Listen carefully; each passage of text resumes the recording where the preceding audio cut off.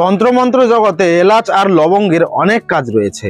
আজকের ভিডিওতে আমি আপনাদেরকে একটি এমন টোটকা দেব যেটি এলাচ দিয়ে করা হয় এবং যে কেউ এই টোটকা করতে পারবেন এবং নিজের প্রিয় ব্যক্তিকে বা কাঙ্ক্ষিত ব্যক্তিকে খুব সহজেই বশে আনতে পারবেন। গ্রাম ও শহরের যে কোনো ব্যক্তি আজকের ভিডিওতে বলা টোটকাটি খুব সহজেই করতে পারবেন। আজকের ভিডিওতে বলা টোটকাটি করতে গেলে আপনাকে বউনি করে কিছু সংখ্যক এলাচ কিনে নিয়ে আসতে হবে এবং ওই এলাচ যেন 7টির বেশি হয়। এবার কি করবেন, এলাচ যত সংখ্যক আপনি কিনে নিয়ে এলেন সেই এলাচ থেকে 7টি এলাচ নিয়ে শনিবার অথবা মঙ্গলবার দিন শুরু করবেন। কি করবেন, আপনার ঘুমানোর বালিশের নিচে বা মাথার নিচে রেখে আপনি ঘুমাবেন। 7 দিন আপনি ওই এলাচের দিকে তাকাবেন না। 7 দিন পর ওই এলাচ আপনি মাথার নিচর থেকে নিয়ে যেই উক্ত ব্যক্তিকে যাকে আপনি বশ করতে চান ওই এলাচের ওই 7টার মধ্যে যে কোনো একটা এলাচ যদি পিষে গুঁড়ো করে পানের সাথে মিশিয়ে বা যে কোনো খাবারের সাথে মিশিয়ে খাওয়াতে পারেন, উক্ত ব্যক্তি আপনার বশ হবে বা বশীভূত হবে। খুবই সহজেই টোটকা, ওই জন্যই আমি প্রথমেই বলে দিলাম গ্রাম ও শহরের যে কেউ ব্যক্তি করতে পারবেন। আমার কাছে না এলেও নিজের স্বামীর উপরে, নিজের স্ত্রীর উপরে, নিজের প্রেমিক প্রেমিকার উপরে সহজেই করতে পারবেন। যদি বুঝতে পারেন না পারেন আরেকবার বলে দিচ্ছি, আপনাকে বউনি করে মানে সকালবেলা প্রথম খদ্দের হয়ে যে কোনো দোকান থেকে কিছু সংখ্যক এলাচ আপনাকে একদমে কিনে নিতে হবে।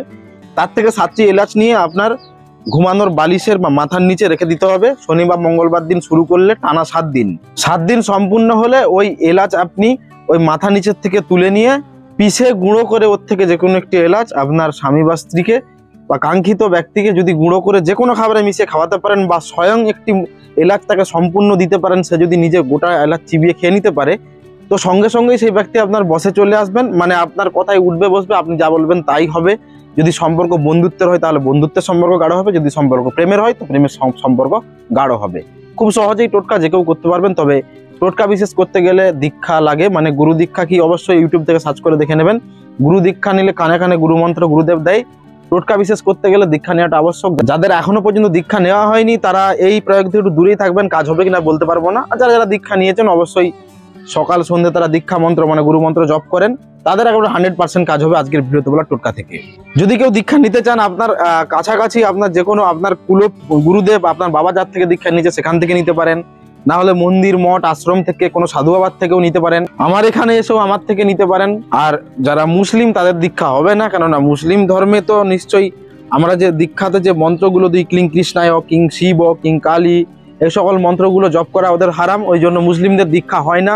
যারা মুসলিমরা যারা বলেন দীক্ষা দিচ্ছি আসুন, বা মুসলিমরা যারা দীক্ষা নিতে ইচ্ছুক, গুরু মন্ত্র নিতে ইচ্ছুক, তারা এর থেকে বিরত থাকুন, পুরো ঠকে যাবেন। কেননা মুসলিমদের দীক্ষা হয় না। একজন মুসলিম যদি দীক্ষা নেন হিন্দু রীতিতে, তাকে হিন্দুদের মতোই চলাফেরা করতে হবে, থাকতে হবে। যার ফলে আমরা কখনোই চাইবো না হিন্দু হয়ে একজন মুসলিমকে জোরপূর্বক বা তার অনিচ্ছায় তাকে আমাদের ধর্মাবলম্বী করতে। তাই যারা মুসলিম হয়ে দীক্ষা নিতে লাফাচ্ছেন এবং যারা মুসলিম ভাইদের কাছে দীক্ষা নিতে যাচ্ছেন যে মুসলিম লোককে দীক্ষা দেবে, তারা দূরে থাকুন।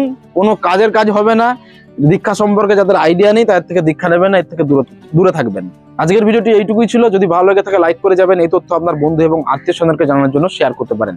আমার সাথে যোগাযোগ করার জন্য ডিসপ্লেতে দেওয়া হোয়াটসঅ্যাপ নাম্বারে মেসেজ করতে পারেন। তো দেখা হচ্ছে আগামী পর্বে, ততক্ষণ পর্যন্ত ভালো থাকবেন। ধন্যবাদ।